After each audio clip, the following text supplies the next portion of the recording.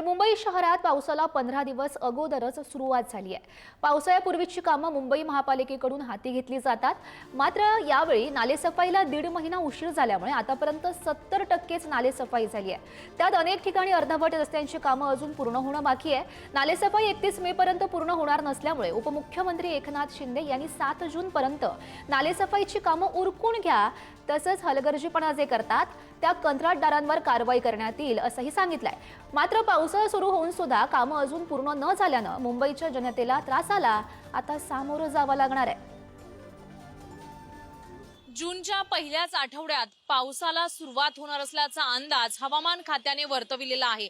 मात्र त्या अगोदरच पावसाला सुरुवात झालेली मुंबई शहरामध्ये पाहायला मिळत आहे। पावसाळ्यापूर्वी जी कामं असतात ती मुंबई महानगरपालिकेकडून केली जातात, मात्र ही सर्व कामं आपल्याला अर्धवट अवस्थेत असलेली पाहायला मिळत आहे। आपण जर पाहिलं तर नालेसफाईचं जे काम आहे ते आतापर्यंत 70%च पूर्ण झालेलं आहे।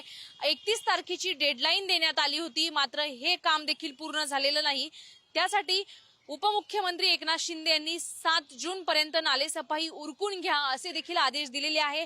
त्याचबरोबर आपण पाहिलं तर पावसाळ्यापूर्वीची जी कामं आहेत, वृक्ष छाटणी असेल किंवा मुंबई शहरातील रस्ते जे खोदलेले आहेत त्यांची देखील 31 तारखेची डेडलाईन दिली होती।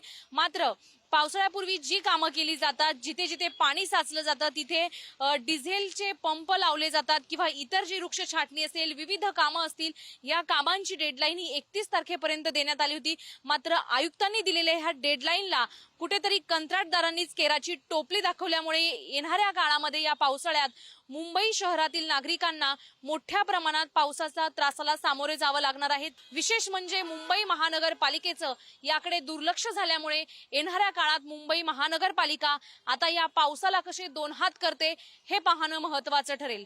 कॅमेरामॅन प्रकाशसह शिल्पा नरवडे, पुढारी, मुंबई।